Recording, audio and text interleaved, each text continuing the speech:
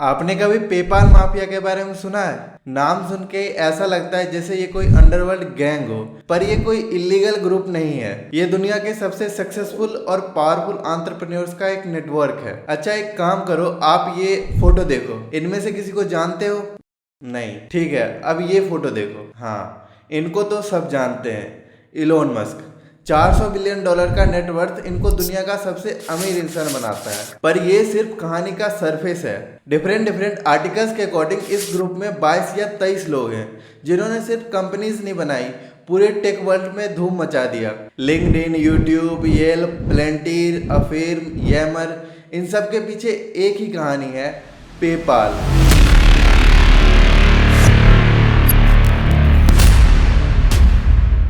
आज के इस वीडियो में हम लोग इसी ग्रुप के बारे में डिस्कस करेंगे। कौन है ये लोग, कैसे इनकी दोस्ती हुई और कैसे एक छोटी सी टीम ने सिलिकॉन वैली के पावर डायनेमिक्स को हमेशा के लिए बदल दिया। 1990s के एंड में जब इंटरनेट नया नया पॉपुलर हो रहा था, दो स्टार्टअप्स लॉन्च हुए। एक था कॉन्फिनिटी, जिसे पीटर थिल ने लॉन्च किया था। ये पुराने हैंडहेल्ड डिवाइसेस पाम पायलट के थ्रू डिजिटल पेमेंट को इनेबल करने पे काम कर रहा था। ये पाम पायलट क्या होता है? 1990s के एंड में स्मार्टफोन्स तो दूर की बात थी, उस टाइम पे एक डिवाइस होती थी पाम पायलट। ये एक छोटा सा हैंडहेल्ड डिवाइस था जिसे आज के टाइम का मिनी कंप्यूटर या डिजिटल लाइब्रेरी कह सकते हो। पाम पायलट का यूज़ लोग अपने कॉन्टैक्ट्स मैनेज करने में, कैलेंडर चलाने में या नोट्स लिखने में यूज़ करते थे। उसमें कीबोर्ड नहीं था, एक स्टाइलस होती थी, पेन जैसे टूल से स्क्रीन पे लिखना पड़ता था। पीटर थिल की कंपनी कॉन्फिनिटी ने सोचा क्यों ना इसी डिवाइस के थ्रू लोग एक दूसरे को पैसे भेज सके, और यहीं से आइडिया आया डिजिटल पेमेंट का। और उसी टाइम पे एक और कंपनी थी X.com, जिसे इलोन मस्क ने लॉन्च किया था, जो ट्रेडिशनल बैंकिंग को ऑनलाइन लाना चाहते थे। ईयर 2000 में दोनों कंपनीज मर्ज हो गई और इवेंचुअली पेपाल बना। तब उन्होंने मिलकर एक बड़ा विजन सोचा, अ न्यू वर्ल्ड करेंसी। इसका मतलब था एक ऐसी ग्लोबल करेंसी जो किसी कंट्री के कंट्रोल में ना हो, ना किसी बैंक का परमिशन चाहिए, ना बॉर्डर का रिस्ट्रिक्शन, सिर्फ इंटरनेट चाहिए और आप दुनिया के किसी भी कोने में पैसे भेज सकते हो। जैसे ईमेल ने कम्युनिकेशन को फ्री और इंस्टेंट बनाया था, वैसे ही पैसे ट्रांसफर करने को भी उतना ही आसान बनाना चाहते थे। ये सिर्फ एक पेमेंट सिस्टम नहीं, बल्कि दुनिया के फाइनेंशियल सिस्टम को डिसेंट्रलाइज करने की कोशिश थी। 2002 में ईबे ने पेपाल को $1.5 बिलियन में एक्वायर कर लिया। इस एक्विजिशन के बाद पेपाल के फाउंडर्स और अर्ली कोर टीम ने खुद के वेंचर शुरू किए, लेकिन इनके बीच का कनेक्शन कभी नहीं टूटा। फॉर्च्यून मैगजीन ने इन्हें 2007 में पेपाल माफिया का टैग दिया, क्योंकि इन्होंने आपस में एक ऐसा नेटवर्क बनाया था जो सिलिकॉन वैली को शेप कर रहा था। पेपाल है क्या? हम लोग में से शायद ही कुछ लोग इस पेमेंट सिस्टम के बारे में जानते हैं या यूज करते हैं, तो आइए इसको भी समझते हैं। पेपाल एक डिजिटल पेमेंट प्लेटफॉर्म है जो लोगों को पैसे भेजने, रिसीव करने और सिक्योर ट्रांजैक्शन करने में हेल्प करता है, वो भी बिना किसी फिजिकल कैश या ट्रेडिशनल बैंक के इंटरफेरेंस के। ये ट्रस्टेड मिडिलमैन की तरह काम करता है, जो आपके बैंक डिटेल्स को सिक्योर रखता है और इंस्टेंट ट्रांसफर अलाउ करता है। अच्छा, हम लोग तो यूपीआई यूज करते हैं, तो दोनों सेम है क्या? बिल्कुल भी नहीं। दोनों ही डिजिटल पेमेंट सिस्टम्स हैं, लेकिन इनके काम करने का तरीका अलग अलग है। आइए इसको भी समझते हैं। यूपीआई एक India specific real time payment system है जो डायरेक्टली आपके बैंक अकाउंट को कनेक्ट करता है। इसमें किसी वॉलेट की जरूरत नहीं होती, आप बस यूपीआई आईडी, क्यूआर कोड और फोन नंबर के थ्रू इंस्टेंटली पैसे ट्रांसफर कर सकते हो। तो फिर पेपाल क्या करता है? पेपाल एक ग्लोबल डिजिटल वॉलेट जैसा है। आप इसमें कार्ड डिटेल्स या फिर बैंक डिटेल्स लिंक करते हो और उससे ट्रांजैक्शन करते हो, चाहे आप इंडिया में हो या अमेरिका में। Simply we can say UPI fast और लोकल है, जबकि पेपाल सेफ और ग्लोबल है। दोनों का अपना अपना रोल है डिजिटल इकोनॉमी में। पेपाल की टीम ने अर्ली डेज में ढेर सारे चैलेंजेस फेस किए। उनमें से सबसे बड़ा चैलेंज था फ्रॉड और स्पैम।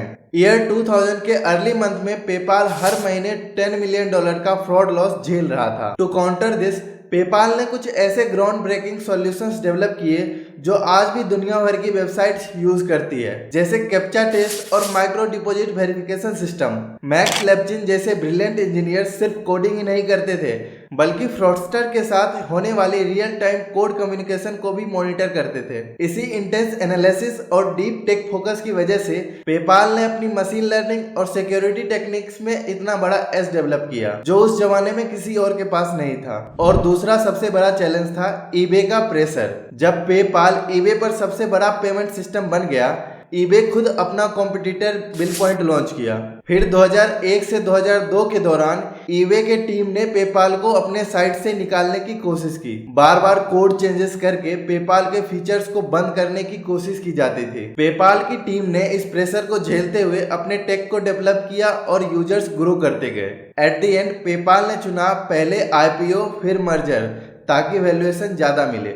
आइए उसी ग्रुप के कुछ इंपॉर्टेंट मेंबर्स के बारे में जानते हैं। So let's discuss about the first member, Peter Thiel. PayPal mafia के सबसे इन्फ्लुएंसर मेंबर्स में से एक हैं पीटर थिल, जिन्हें इस ग्रुप का डॉन भी कहा जाता है। जर्मन अमेरिकन एंटरप्रेन्योर पीटर ने पेपाल को को-फाउंड किया और कंपनी के चेयरमैन और सीईओ भी रहे। पेपाल के बाद 2003 में पीटर थिल ने प्लेंटी टेक्नोलॉजी को फाउंड किया, एक डेटा एनालिसिस कंपनी जो गवर्नमेंट और लार्ज ऑर्गेनाइजेशन के लिए काम करती है। लेकिन पीटर की सबसे बड़ी सक्सेस स्टोरी है उनका फेसबुक में अर्ली इन्वेस्टमेंट। उन्होंने मार्क जकरबर्ग के कंपनी में तब इन्वेस्ट किया था जब बहुत कम लोग उसके पोटेंशियल को देख पा रहे थे। पीटर ने 0 to 1 नाम की एक बेस्ट सेलिंग बुक भी लिखी है, जिसमें उनके एंटरप्रेन्योरशिप प्रिंसिपल्स एक्सप्लेन किए गए हैं।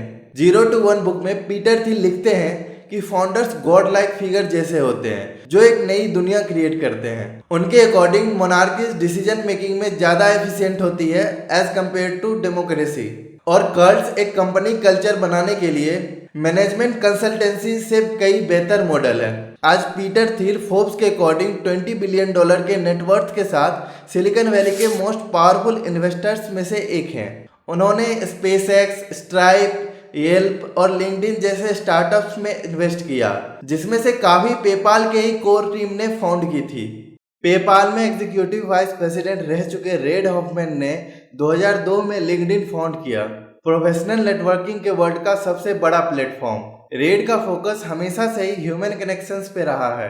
लिंक्डइन के अलावा रेड ने ग्रेलॉक वीसी फर्म ज्वाइन किया, जहां से उन्होंने फेसबुक और एयरबीएनबी जैसे कंपनीज में अर्ली इन्वेस्टमेंट किया। वो मास्टर ऑफ स्केल पॉडकास्ट के होस्ट भी हैं, जहां वो फाउंडर्स के साथ स्केलिंग स्ट्रेटजीज पे बात करते हैं। रेड को पेपाल माफिया का सोशल ग्लू भी कहा जाता है, क्योंकि वो ग्रुप के सभी मेंबर्स के साथ क्लोज रिलेशनशिप मेंटेन करते हैं। उनके नेटवर्किंग स्किल्स की वजह से सिलिकॉन वैली के सबसे रिस्पेक्टेड फिगर्स में से एक है। मैक्स लेप्चिन पेपाल के फाउंडर और सीटीओ थे, जिनकी टेक्निकल ब्रिलियंस पेपाल को फ्रॉड से बचाने में मदद की। यूक्रेनियन इमिग्रेंट मैक्स ने यूनिवर्सिटी ऑफ इलिनॉइस में कंप्यूटर साइंस स्टडी किया था। देन वो सिलिकॉन वैली आ गए। पेपाल के बाद मैक्स ने अफिर्म लॉन्च किया, एक फिनटेक कंपनी जो बाय नाउ एंड पे लेटर मॉडल पे काम करती है। इनकी इंजीनियरिंग स्किल्स इतनी इंप्रेसिव थी कि पीटर इन्हें इंजीनियर्स ऑफ इंजीनियर्स कहते थे। मैक्स ने बताया, पेपाल के अर्ली डेज में टीम इतनी अनप्रिपेयर्ड थी कि जब उनसे चार्जबैक मैनेजमेंट प्रोसेस के बारे में पूछा गया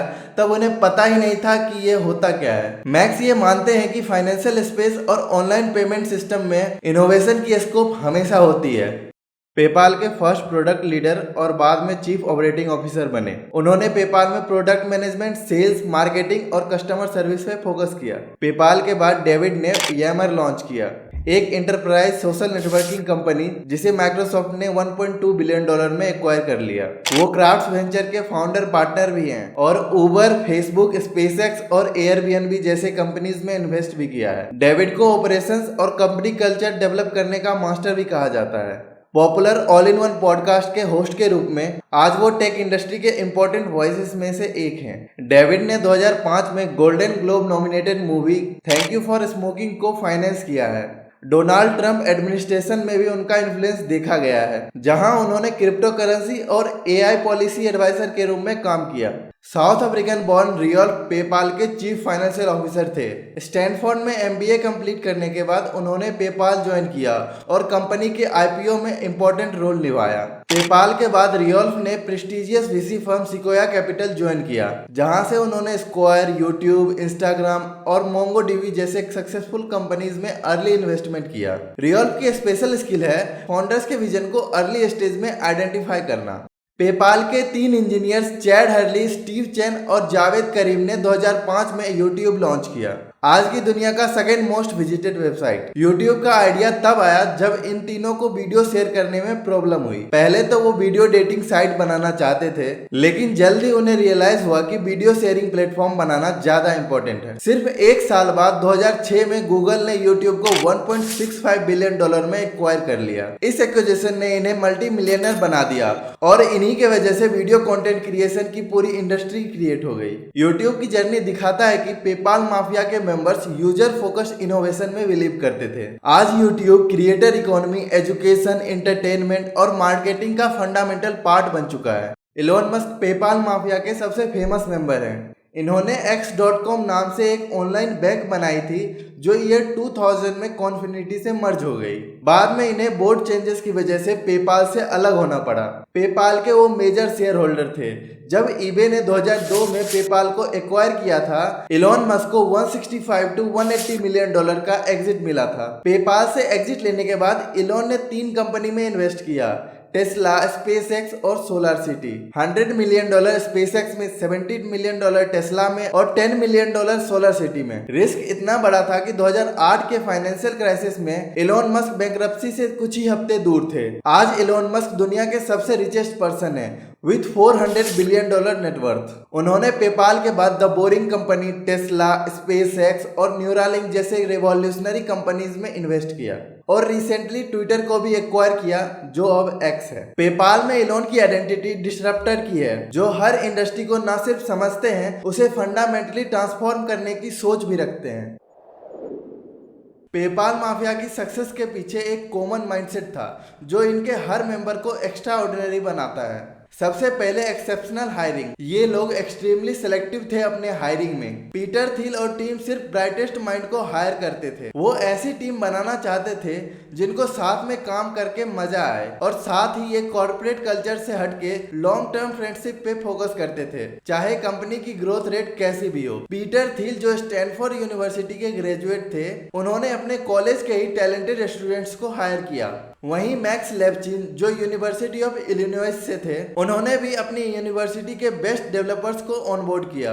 और दूसरा था रिस्क टेकिंग मेंटेलिटी। पेपाल के फाउंडर्स कैलकुलेटेड रिस्क लेने से कभी नहीं डरते थे। पेपाल के बाद भी इन्होंने अनकन्वेंशनल आइडियाज पे बेट लगाया, चाहे वो इलेक्ट्रिक कार हो, प्राइवेट स्पेस इंडस्ट्री या फिर प्रोफेशनल नेटवर्किंग। तीसरा और सबसे इंपॉर्टेंट, स्ट्रॉन्ग नेटवर्क और म्यूचुअल सपोर्ट। पेपाल माफिया के मेंबर्स एक दूसरे की कंपनी में इन्वेस्ट करते थे, एडवाइस देते थे और कनेक्शन शेयर करते थे। पीटर थिल जूनियर एम्प्लॉयज को बड़े रिस्पॉन्सिबिलिटीज देते थे और उनके पोटेंशियल्स को मैक्सिमाइज करने में हेल्प करते थे। 20 साल से ज्यादा हो गए, लेकिन आज भी पेपाल माफिया का नेटवर्क उतना ही स्ट्रॉन्ग है। मेंबर्स रेगुलरली मिलते हैं, एक दूसरे के प्रोजेक्ट में इन्वेस्ट करते हैं और टेक इंडस्ट्री में अपना इन्फ्लुएंस यूज करते हैं। पेपाल माफिया के इम्पैक्ट को अंडर एस्टिमेट नहीं किया जा सकता। इन लोगों की बनाई हुई कंपनीज बिलियंस ऑफ यूजर के लाइफ को इफेक्ट करती है। टेस्ला ने ऑटोमोटिव इंडस्ट्री को रिवॉल्यूशनाइज किया, इलेक्ट्रिक व्हीकल्स को मेन स्ट्रीम बनाया और रिन्यूएबल एनर्जी को पुश किया। स्पेसएक्स ने प्राइवेट स्पेस इंडस्ट्री क्रिएट की और मार्स कॉलोनाइजेशन जैसे एम्बिशियस गोल्स सेट किए। लिंक्डइन ने प्रोफेशनल नेटवर्किंग को डिजिटाइज किया, जिसपे आज 1 बिलियन से भी ज्यादा यूजर्स हैं। यूट्यूब ने कंटेंट क्रिएशन को डेमोक्रेटाइज किया। प्लेंटीर ने डेटा एनालिटिक्स के थ्रू नेशनल सिक्योरिटी और कॉर्पोरेट सेक्टर को ट्रांसफॉर्म किया। इन सभी अचीवमेंट्स के अलावा पेपाल माफिया ने स्टार्टअप कल्चर पे डीप इम्पैक्ट डाला है। 0 to 1 mentality, move fast and break things approach और रेडिकल इनोवेशन का माइंडसेट, ये सब आज के स्टार्टअप इकोसिस्टम का फाउंडेशन है। इन एंटरप्रेन्योर्स ने सिर्फ कंपनीज नहीं बनाई, बल्कि पूरे इंडस्ट्री को रीडिफाइन किया। इन्होंने टेक्नोलॉजी को डेमोक्रेटाइज किया, इनोवेशन को एक्सेलरेट किया और दुनिया को कनेक्ट किया। आज हम लिंक्डइन पे जॉब सर्च करते हैं, यूट्यूब पे वीडियो देखते हैं, हम इनडायरेक्टली पेपाल माफिया के विजन और एग्जीक्यूशन का फायदा उठा रहे हैं। सो नेक्स्ट टाइम जब आप पेमेंट करें तो याद रखें, इस सिंपल ट्रांजैक्शन के पीछे एक ऐसा ग्रुप है जिसने टेक की दुनिया ही बदल दी।